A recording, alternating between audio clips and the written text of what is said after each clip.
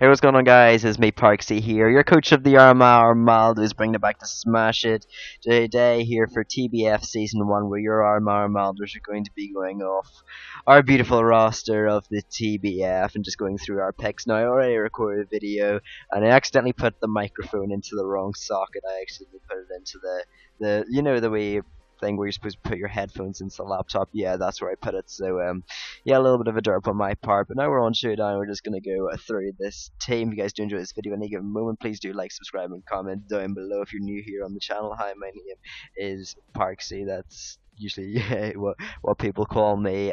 Basically, here on the channel, I do mostly competitive Pokemon stuff, but I do a few things that aren't Pokemon related, like Magi Libs on the odd occasion, and some Town of Salem, as well as get a few friends on. So if that's something you think that you might enjoy, then make sure to go stick around. But we joined the TBF, which thanks to Levity and Jingus for allowing me to join this. But we joined this, and it's a bit different than I'm used to because it's a tier draft. I mean I'm used to tier draft, but it was a tier 1, tier 2, 2 tier 3s, tier 4, tier 5, and a mega. And instead of having 4 free picks, you had 5 free picks. So that was an entire mon you had to draft on top of the already 11. And I didn't really like the idea of that because like you could have a Pokemon that breaks through 11 Pokemon on your opponent's team, and then that 12th Pokemon is just something random that can just completely hardwall that Pokemon. So I didn't really like it for that sense, but I think there's going to be like most of the picks in like the 11th, 10th round were, I mean 11th and 12th round, they weren't really that strong of picks, or they're kind of just joke picks. So I don't think it's anything really to worry about. But we're going to be going through our draft, and first up, I decided to pick up Kieran Black Jawbreaker. Now, it was it was a 12-person draft, and of course, I ended up middle. I ended up dead middle. I ended up 7th. Okay, I ended up joint middle with Gumby, and I had planned to pick up Mega Latias, but no, Gumby had to go and snipe me for that. So I picked up Kieran Black, which is going to be named Jawbreaker. Flashbacks, the SDL Season 2, which was a league I should have participated in, but I was in about 4 leagues at that time, and I had exams during Christmas, so no, I was not going to be doing 4 leagues, so I gave that one up, and unfortunately I didn't get to use up Kieran Black. But you guys know that Kieran Black is an absolute threat out there on the field. It has a good physical attack stat, actually one of the best physical attack stats in the game, with base 170, and has a base 120 special attack stat, as well as base 125 HP stat, base 100 defense, base 90 speed def, and base 95 speed, which 95 speed isn't the greatest, but it's definitely something they can work around. So this Pokemon does get really good options in terms of a move pool, because it can hit on the physical and special side, making it one of the best mixed attackers in the game. It gets things like Fusion Bolt, Flash Cannon, Iron Head, Earth Power, Shadow Ball, Focus Blast. What else? Draco Meteor, Ice Beam, Free Shock, and I actually made this my Super Z user, so I should have referenced this at the start, but we get 2 Z users, one being an attacking Z user and one being a Super Z user. Super Z can use any Z move apart from Omni Boosting and Millennium Z, so yeah, that's why I decided to make Kieran Black my Super Z. Not only can I buff up things like the Earth Power to ground EMZ, not only can I run Steel EMZ Flash Cannon, but I can also run Icy EMZ Heal and Dark EMZ Home Claws, which can definitely tear through teams. I'm hoping that Kieran Black can definitely break down some walls and get me a couple of really good kills this game, and I'm excited to use it because it's a dragon, and I like both of those typings offensively, so that's going to be incredible. But next up, pairing up with Kieran Black is a Pokemon I believe that should have been maybe banned. I don't think as much in the points draft, like the DGBA, which is my home, is the place that I'm used to. But I don't believe it should be banned in points tier, but it definitely should be considered. No, not considered, but just not overlooked in tier draft, because I think that with tiers this Pokemon can be quite broken, because like it's a really good tier 1. Like Hoobum Bound forces offense, and that's what I think is going to be quite crucial about my team. You're going to have to play offensively around it. If not, and if you bring defense trying to try and somehow stall out my team, it's going to end up 9 out of 10 times pretty much a win for me. So Hoover and Bound has got a base 170 special attack stat, base 160 attack stat, which makes an incredible offensive presence. Does have access to things like Calm Mind, and I was about to say Bulk Up, but it doesn't have Bulk Up. Also gets some niche moves like Destiny Bond, as you can see, but a great move pool that it gets. Also gets one of the best moves in the game, which is Hyperspace Fury, which breaks through Protect, so there's, again, not really any Pokemon that's going to be one them, and I'd be surprised if there's a Pokemon in the game that can take 2 hits from a Kieran Black and 2 hits from a Hoopa Bound and live to tell the tale. I highly doubt that there's many Pokemon that can in fact stand up and say that they can take hits from Hoopa Bound and from Kieran Black. So I think that that's quite impressive about my team already with the offensive core. But I did make this my offensive Z user, but as I'll be getting on to later on in the draft, I might not keep it as my offensive Z user because, yeah, I'm also going to say this, Kieran Black, just because it's my Z user doesn't mean I always have to run Z moves on it. I can still run other items like Leftovers, Assault Vest, Choice Items, Expert Belt, Resist Berry, so I feel like Hoopa Bound isn't incredible with Z moves. Like, it's gonna break down walls anyway, just Z moves just kind of make it like, oh my goodness, like why? But we're gonna keep it with as our Z user for now. Definitely being able to use things like Fighting EMZ, Fire EMZ, Dark EMZ, Psych EMZ are definitely going to help out this Pokemon. But the next step is my round 3 pick, which was Ribombee, which a lot of people kind of gave me a bit of hate for because apparently Ribombee is a round 3 pick, even though Under the Radar used it very successfully in the MPA and is one of the kill leaders in that because it got about 4 kills against Papa C, despite having a 20th there and lots of other Pokemon. So it was really Under the Radar that inspired me to get this Pokemon because it is an absolute nightmare in my personal opinion, and I wanted it on my team because firstly it's going to give me sticky webs, it's going to help speed up my Kieran Black and my Hoopa Unbound. If that doesn't work, then I can always run Tailwind with this Pokemon. I've got Hoopa Unbound for Trick Room, so that's 3 options for speed already. It also is a setup sweeper of its own, so it can set up Quiver Dance, and that's something that I really like in comparison to my DGBA Season 5 team, was that it really didn't have many setup sweepers, so I kind of just, yeah, I could hit quite hard, but like I just couldn't really, like if walls came in, then they were guaranteed walls versus me because I just couldn't set up or whatever, so I think that was quite scary. Also, this Pokemon is a cleric because it does get access to Aromatherapy. It might also get Heal Bell. I mean, they're both the same, but it also does have the ability to remove hazards with default. Good reliable recovery with Roost as well as Kieran Black, so that's quite nice. It also gets access to U-Turn, so that is going to be half of my Volturn core. A good fairy, one of the most underrated fairies in the Draft League format, and hopefully I can make this Pokemon shine and maybe show that it is a round 3 pick. Jingus. So let's go ahead and show off my 4th round pick, which is Skarmory, and the first pick in the entire league was Nick, aka Child Orphan coach of the Portland Zydogs. All the coaches links will be down below in the description. Highly encourage you guys to check them out because they will all be doing draft recaps. But he picked up Celesteela first, the first Pokemon in round 1, and Skarmory went all the way into halfway of round 4. Now, I don't think that, yeah, it has Beast Boost, yeah, it has better special attack, yeah, it has better physical attack, but Skarmory can remove hazards, set up hazards, has access to Sword Stance, has access to Taunt, has access to Reliable Recovery and Roost. I just think that warrants this Pokemon having to go over 3 rounds later than Celesteela. So I sniped that Pokemon up. It was very good on the team because it's a very reliable default, or as I said previously, the dual hazard option to stack is very nice with Spikes and Stealth Rock. A good steel type is always much appreciated on any draft.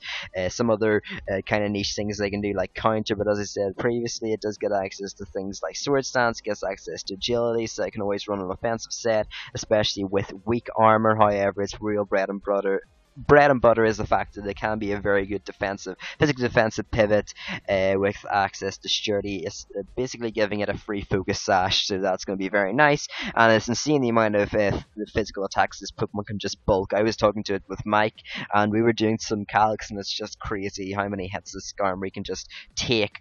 But next up is Nidoking.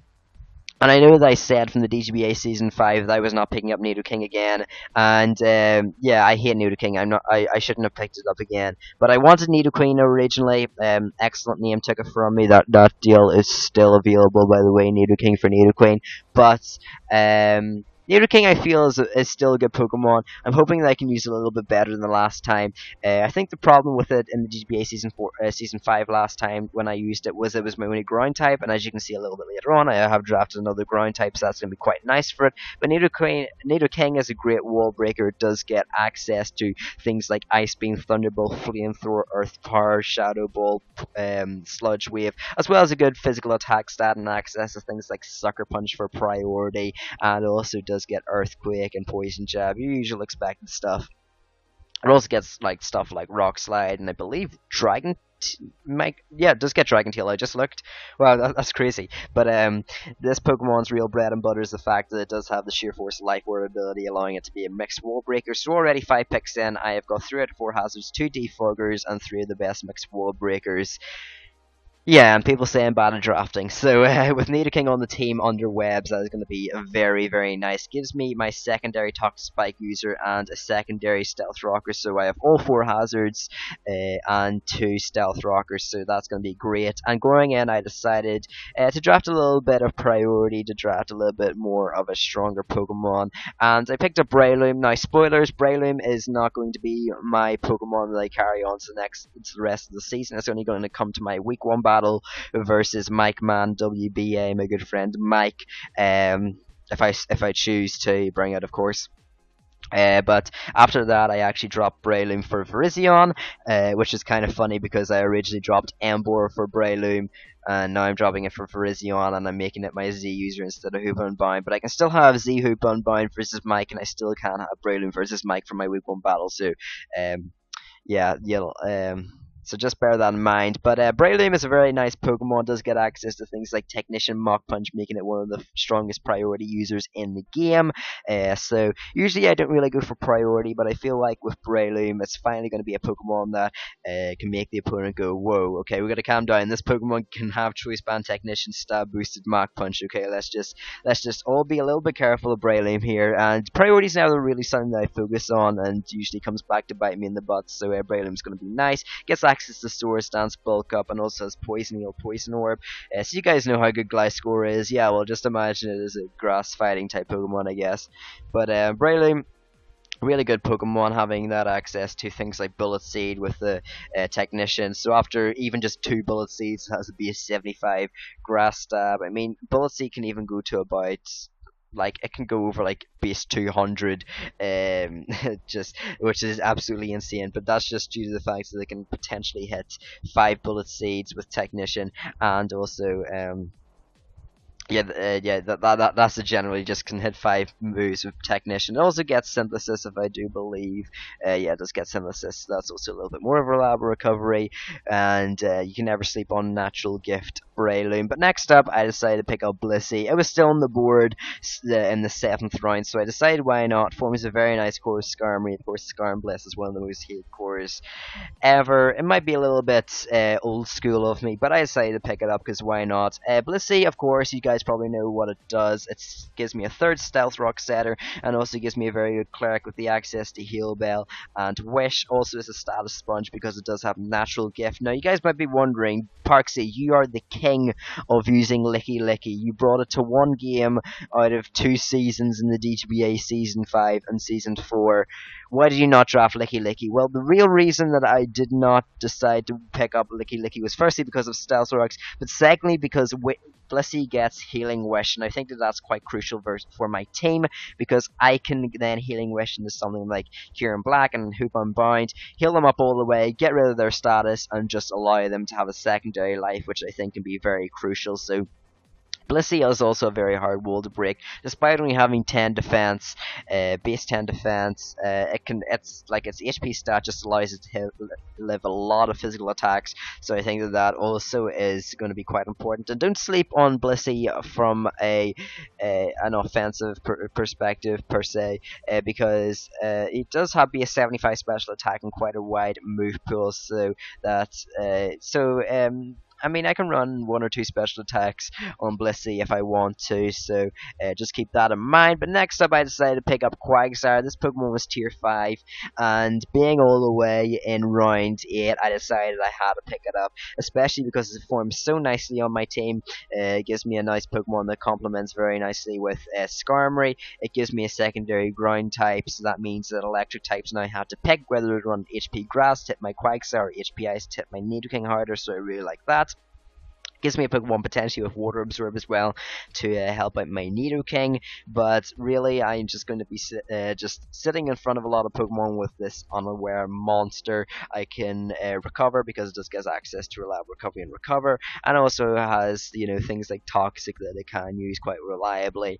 And lots of people, they don't like stalling out in Draft League format, and this might be because I've been doing a few mocks with JP over the past while, but I'm not really that kind of guy. If you don't bring Pokemon that can break my walls, and if I end up stalling you out, I'm not going to be sorry, okay? That's your fault you didn't bring Pokemon that can break my walls. So just be warned, if Skarmory, Blissey, and Quagsire do come and beat you down, please don't be mad at me, it is your fault. So, next up is Rotom. Now, Rotom was a tier 4, and I really didn't like that it was a tier 4. However, if it was a tier 5, more than likely it wouldn't have lasted all the way to round 9, and probably someone else would have sniped it up. So, Rotom gives me a third defogger on the team, which is going to be very nice for removing those hazards again for like Kieran Black, Mahuba Unbound, etc. It gives me a Volt Switch user, so that's going to complete my Volt Turn Core with my Ribombee. It also gets some nice things like Hex on this Pokemon, so that's going to be quite fun. Foul Play and Pain Split is also nice due to the fact that it has a low HP stat. A special attack stat leaves a little bit to be desired, but always a Choice Specs Rotom can always hit relatively hard, and Trick can always be scary to. You have to make sure that your responses to Rotom don't really mind getting tricked to Choice Scarf or Choice Specs too much, but the Pokemon that probably received the most hate for being drafted was Rapidash, and Rapidash is my fire type. It's a tier 5, and I personally think that Rapidash can do a lot this league.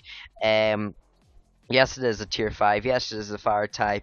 Were there better options? Don't really think so.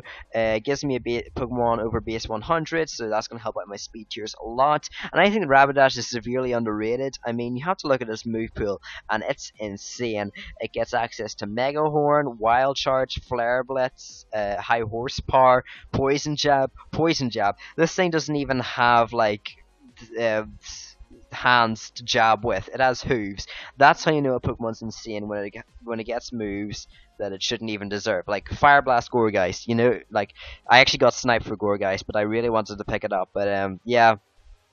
Rapidash, incredible Pokemon. I feel like it can do a lot of work this league, especially because it does seem to be quite underrated. So hopefully, if Rapidash and Ribombee put in work, then people can start. This can start being like, you know what, this guy Parksy, he might actually have a point with these Pokemon being decent. But Rapidash does get two pretty nice abilities. First one being Flame Body, so that means that a Pokemon has 30% chance to get burnt if it makes contact with Rapidash. Very nice for breaking momentum. I have a few momentum breakers on my team because Hoop Unbound and Kieran Black hate getting U-turned and Volt switched on. So I have my Skarmory, my Nidoking, my Blissey, my Quagsire, and this Pokemon now that can definitely annoy Pokemon that are trying to go for U-turn. Plus also it does get Flash Fire, so that's going to help out things like my Ribombee, my Skarmory, and my Breloom. So that's going to be quite good. It also does get access to reliable recovery and Morning Sun, so I think that that's quite crucial as well. And I really can't wait to try out Rapidash. I think it's going to be a fun Pokemon. But there is a Pokemon I think that can be a little bit more fun than it, and that is going to be Megalovania, the Swoobat. Swoobat is a Pokemon that everyone was kind of scratching their heads about, but I think that Swoobat can, like, I genuinely am telling you guys, Swoobat has some good matchups. I'm not lying to you. Swoobat has some good matchups against some people in this league, and now I can just see like all the coaches that are watching this video just go to their roster like, wait, let me go through like Swoobat, let me go through my roster, see if it breaks through some things, because it does break through some things. But first, it gives me a 4th defogger on the team, so I think I'm good for defoggers for the next eternity. I also do have access to reliable recovery and roost, and also do have, of course, the thing that makes Swoobat with simple calm mind, which is generally considered to be a Generation 1 amnesia boost, giving +2 special attack and +2 special defense every time I click calm mind. I can also run unaware, so that gives me a secondary unaware Pokemon, which is going to be very nice, but it's got a pretty wide move pool. Gives me a secondary U-turner and a Pokemon above base 110, which I think is quite crucial. So I think Swoobat's going to be quite fun on this team. And finally, last but not least, is Yukapara, my Mega Blastoise. Now, I personally don't think that if you're going to be running it, like if you're going to be running a team that consists more of Stealth Rocks, you need a spinner. And definitely Mega Blastoise was my best option as a Mega. It gives me a spinner, but also gives me a very nice wall breaker. I need to check this Pokemon special attack, so I keep on forgetting. 135. That's insane. Especially because this Pokemon gets access to Mega Launcher, giving stabs to all Pulse moves. So that's Dragon Pulse, Dark Pulse, Water Pulse, I guess Healing Pulse if I'm that kind of guy.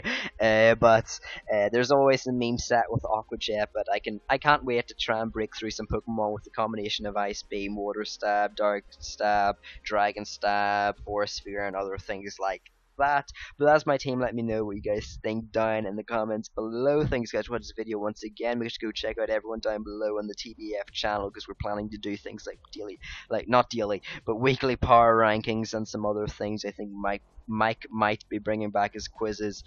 Who knows? But thanks guys for watching this video. I'll see you guys in the next video. Goodbye.